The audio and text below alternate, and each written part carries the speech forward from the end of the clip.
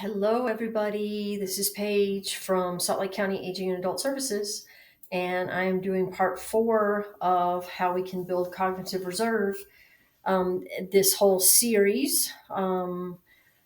The first one is posted on YouTube. That's the presentation where I kind of go over everything that we're going to go over in this series.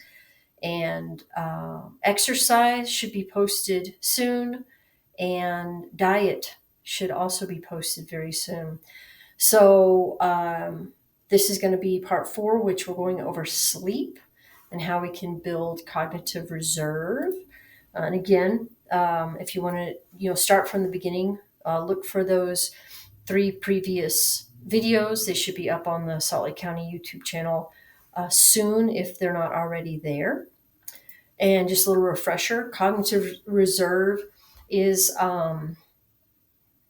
making, I guess, in easy to understand terms, is making our brains and our bodies as healthy as we can now, no matter what your age is, so that we can minimize the effects of aging. Not that the effects of aging, there's a lot of wonderful effects of aging. Wisdom, right? Confidence, intelligence, all those things. But with aging also comes that natural decline in our bodies, and that includes our brains and our muscles and our bones. But there are ways that we can minimize that decline. Instead of it being this sharp, steep jump off a cliff, it can be something that's very gradual. And instead of it happening in our 50s and 60s, it can happen in our 70s and 80s, and even in our 90s. We can do a lot to minimize the effects of aging on our brains and in our bodies.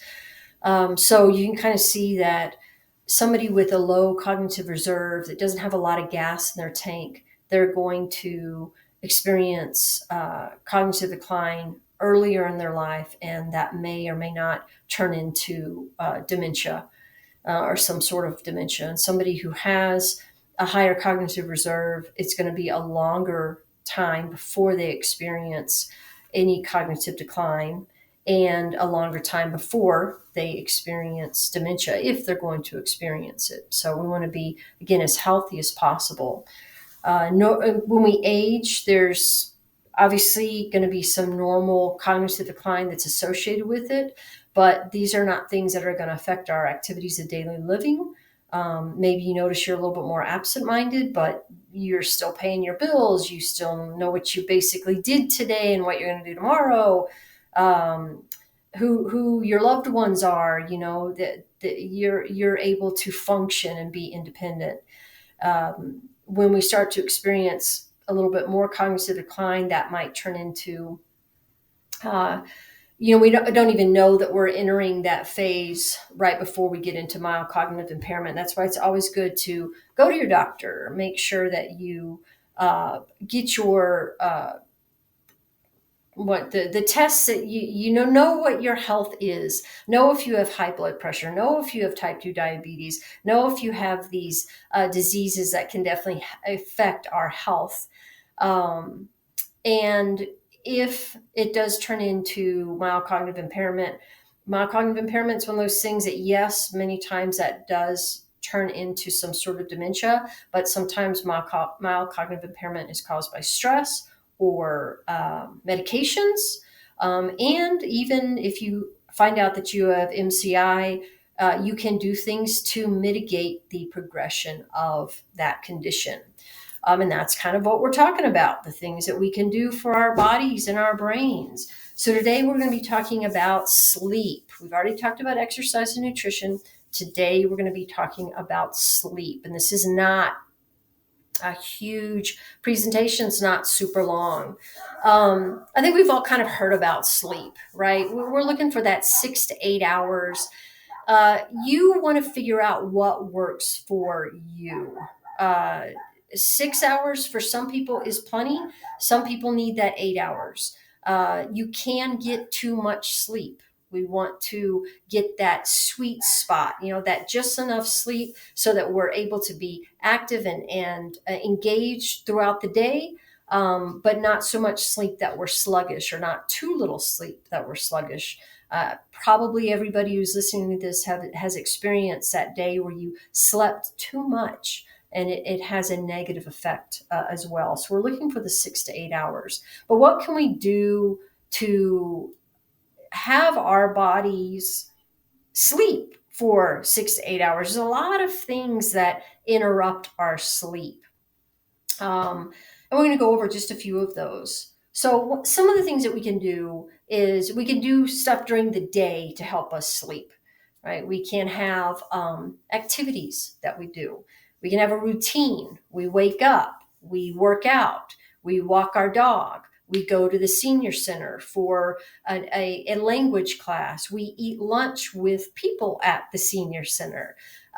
We stay after lunch and take a yoga class. And then when we go home, we have a hobby that might take us into the afternoon or evening. And maybe there is a show that we want to watch or two on TV. Great. But we have things during the day, a routine during the day. We get outside, we get vitamin D, we eat healthy, we exercise. All of these things help us sleep. Minimizing caffeine. Now, again, that's very personal. Caffeine, alcohol, and nicotine. We want to minimize the nicotine, if not get rid of it. Minimize alcohol, minimize caffeine.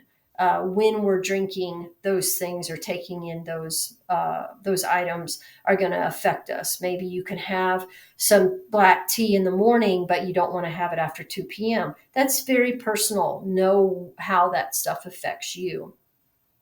But how we live during the day can definitely affect how we sleep at night. And I think many of you have heard this as well. We have nighttime habits, a nighttime routine. Think back to when you were a kid, or if you had children. Most of the time, your kids had a routine. It was like, okay, go get your PJs on, go brush your teeth, wash your face. Let's read a book, and we're going to sleep. But when we suggest that to adults, they act like that's the silliest thing they've ever heard. And it's not a silly thing. We want to have a routine that we adhere to at night. And again, it can be kind of like what I just said. Decide when you're going to turn off your TV, when you're going to turn off your iPad, when you're going to turn off your cell phone, if you look at those.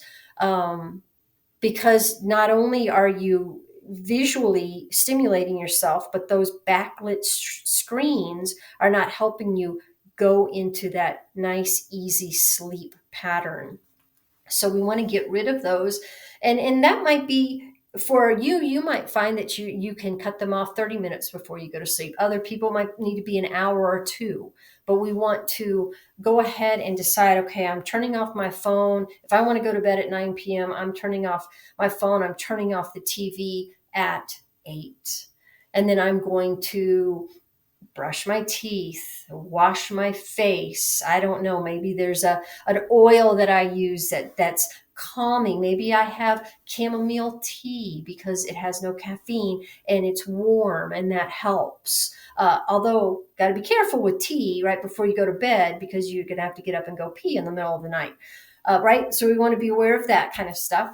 But you know what I'm saying? Find what that routine is. Turn down the lights. Turn up the lights and find a book that you can read as opposed to a backlit screen. So for those of you who have your Kindles, right? Maybe you need to go old school and get an actual book so you're not looking at that backlit. I know they have devices now that help with that. But the point is, get that routine. Your bedroom should be for sleeping and sex. That's it. Not watching TV, not eating, right? So when you're getting in bed, your body's like, okay, I'm about to go to sleep. This suggests moving your clocks out of view. That way when you wake up in the middle of the night to go to the bathroom, you're not like, oh my gosh, it's 3 o'clock in the morning, and get your brain going. So we want to be active during the day, and we want to have a routine that tells our brain and our body, hey, we're about to go to sleep. And for some, I think some people really kind of poo poo this and think, oh, this is dumb. It really isn't. Again, think back to what you did as a kid or what you did for most of us and what you did if you had kids. And then when you're looking at why you aren't sleeping, really consider, why aren't you sleeping well? Um, is something traumatic going on, or something going on that maybe isn't traumatic but is causing you stress and anxiety? Remember, something that's very positive like a wedding can be very, very anxiety producing. It can get your brain going 100 million miles an hour. Maybe you are experiencing a little bit of depression, anxiety, and maybe you need to look at therapy. There's tons of types of therapy out there. Maybe your eating habits aren't great. So you're eating right up until you go to bed. And so your belly's kind of bloated, and that's affecting you going to bed. Or you're waking up in the middle of the night, right? Because you have to go to the bathroom. Um, Maybe you're not sleeping well because you're just not active during the day. Maybe you need to pick up your activity. Do some things to tire your body out. Um, your nighttime routine. I know some people are like, look, the only time I have to myself is from 10 p.m. until midnight. Well, maybe you really need to look at that. Is that helping the overall aspect of your life, having those hours, or would sleep be a better way to use that time? And then of course you want to look at medications. Are there any medications that you're taking? And if you don't know, ask your pharmacist. You don't have to call your doctor. Go to your pharmacist. They love helping, right? Let them help you know if there's medications that might be keeping you up at night. And then remember, sleep is important because that's when our brain reboots. Think of your brain as a computer. And I think many of those who are watching this know. And if you don't, we need to restart our computers maybe once a day, at least once a week. You need to restart your phones, your smartphones, because what happens is when we use those devices, it gets a lot of input and they start getting tangled. And when we reboot it, everything kind of evens out. Everything goes back to where it should be. And that's the same for our brains. When we sleep at night, we process out toxins. We get rid of some of the stresses that we had. Our bones and our muscles can rebuild and from the day's activity. It's a really important time for us to get ourselves together, so it's more than just sleep so that I am not tired. It's sleep so that my brain functions better. When my brain functions better, I make better decisions. When I have slept and I have dealt with the stress of the day, the next day I'm much more likely to take on new challenges with a more open mind and to be able to uh, be very aware of what my reactions are going to be and make sure that those are the reactions that I want to have.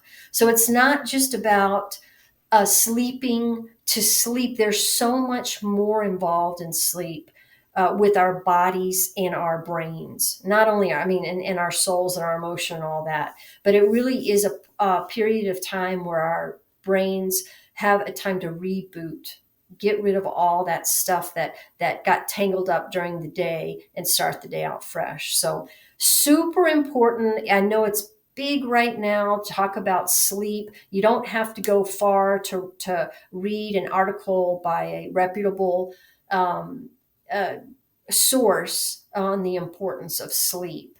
And hopefully some of these ideas of how you might be able to get better sleep work for you. You're not alone. You're not the only person who's having trouble sleeping.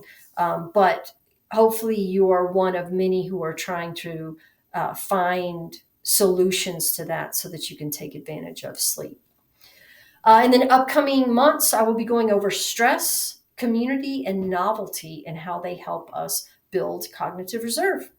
All right. Well, thank you for listening today. If you have feedback, comments, anything, here's my email, pcorley@saltlakecounty.gov. And my phone number, 385-468-3083. Always happy to talk with people. All right. Take care. Bye.